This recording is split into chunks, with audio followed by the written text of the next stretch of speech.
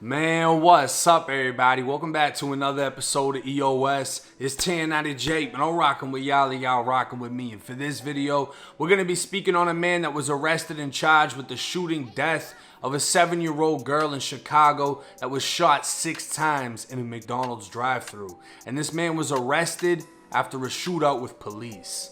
News broke April 18th when a Chicago rapper named Tiller was shot in a McDonald's drive-thru on Chicago's west side, and while he was only injured, his 7-year-old daughter was shot 6 times, later dying in the hospital. The viciousness of this broad day attack left bystanders shocked and news stations bringing to light new details as the hours passed. It was initially believed by police this was a gang-related shooting based on Tiller's affiliation to the Vice Lords off Ridgeway Ave. A video would later emerge of Tiller pissing on the grave of Jonathan Spaz Searcy, who was shot and killed in 2017, dying at 27 years old. Tiller would be seen on the news in the days following his daughter's death, expressing he wants justice for his daughter and her killers locked up. A panicking daddy. I see my daughter face down in my car. I will never forget those. I want my daughter's killers locked up. I still have a bullet in my spine. Like my left leg temporarily probably paralyzed. Yeah, I'm in a lot of pain. On top of watching my daughter take her last breath. It seems like it's more press on me than the people who killed my baby. That's even making me hurt more. He even wrote on Facebook, "When y'all killed my baby, the rules to this shit got completely turned off. Know what's to me and should have brought that shit directly to me. My baby ain't no street. I want the who did faces all over social media how they got minds bashing me like my baby ain't just die in front of me. So the world can see what type of motherfuckers out here. I love everybody's kids and I would not discharge that firearm while a man with his child or women, that's law. But you motherfuckers killed my baby and mad that I want justice for her. This shit ain't about me, so please let my baby have her moment. She touched the world, so many famous people and organizations reaching out, and me and her mom appreciate love. But if you ain't got shit good to say, don't say it at all." Only 4 days after her murder, Chicago police would arrest and charge one of the men suspected to be involved in her death.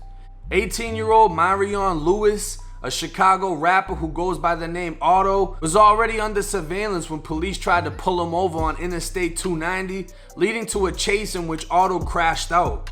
He jumped out of the whip trying to carjack another vehicle before firing at police, who returned fire, striking him in the arm.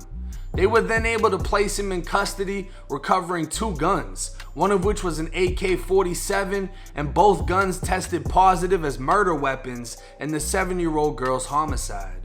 Otto was alleged to be a member of Bloodgang, a set of traveling vice lords from Chicago's west side, and the 18-year-old was hit with a total of 18 felonies, including first-degree murder and 3 counts of attempted murder. Tiller would take to Facebook saying, "They called me and say they got one of my baby's killers in custody 10 minutes ago.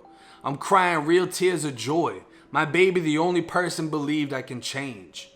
Now Tiller had taken out a PPP loan before the shooting that would take his daughter's life. And he'd even posted to Facebook saying, "Ops probably downstairs waiting on me," after his full name and address was made public on the PPP loan list. Rumors spread through social media this was how Tiller's ops found him and possibly followed him in an attempt to take his life. A day after Tiller was shot and his daughter was killed, Otto, the only man so far arrested for the shooting, shared a post to his Facebook laughing. The post reading, "Got a drop on this flexing, he did his PPP." A play on words to King Von's lyrics, referring to knowing where someone lives because of the PPP public address list. The next day, Otto would post, "Swear them T's always do something. Ask that PPP loan what the fuck going on." T's meaning traveling vice lords. Now to hear that the man arrested and I guess charged with the shooting, because apparently there was 2 shooters, possibly another driver. I mean, it ain't sounding too good because the 2 weapons recovered matched the murder. Meaning there's a chance that 7-year-old girl was shot with an AK-47, which is even more horrific to think about. But one thing that stood out to me though was what Tiller was saying about kids. How his daughter was killed, how he loves everybody's children, and how he would never shoot at someone with their kids or with their woman. But at the same time, when I seen the video of him pissing on Spaz's grave, I found Spaz's Facebook. And there's pictures year after year of Spaz's son standing there next to his father's grave. And I don't think Tiller realizes you're saying you love everybody's kids, but that kid doesn't have his father. And that same grave he goes to visit, you're on video pissing on it. The realization and the appreciation for life for some people only comes after death. And for Tiller, this can go one of two ways, and I'm guessing it already went one way. Because if he's a solidified gang member, I highly doubt he's gonna be on the news saying I want them locked up and still gangbanging.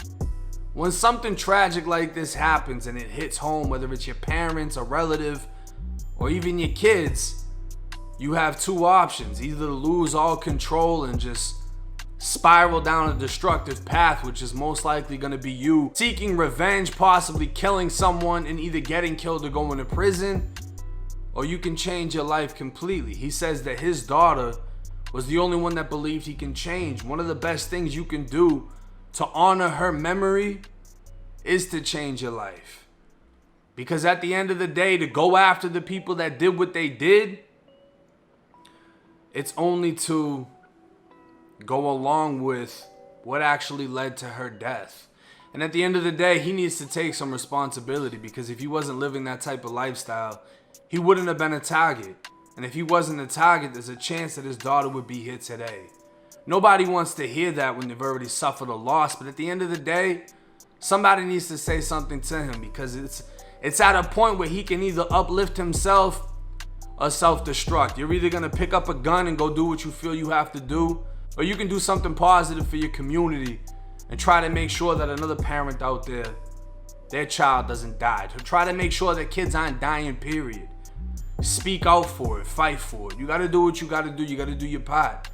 Because rappers really ain't talking about how all these kids are getting killed. It just happens. And people charge it to the game. Now for the shooter, I don't really know what his role was, and apparently it isn't really clear. They're not saying if he was a shooter, but the fact that he got caught with the two guns is not going to be looking good for him in court. There still are other people involved that have not been caught at this time. This kid's only 18 years old and he's got a felony for every year of his fucking life, and he's not facing dumb shit. He's facing murder, attempted murder, carjacking, discharging a firearm, all types of insane shit that's just gonna lead to an insane amount of prison time. Even if he beats the murder, the fact that he had the weapons, shot at police, and attempted carjacking in front of the police, that right there, he just solidified that he's not going to exist in society anymore. But this is Chicago. This ain't nothing new in Chicago. This isn't something that rarely happens. This is something that happens often. And a lot of people in Chicago were used to it, and a lot of other people, they want to see what the fuck is going on and why it sounds like such a war zone in an American city. But I'll keep y'all updated on the case if any new news comes out. It's 10 out of J. I'm rocking with y'all, y'all rocking with me. Till next time.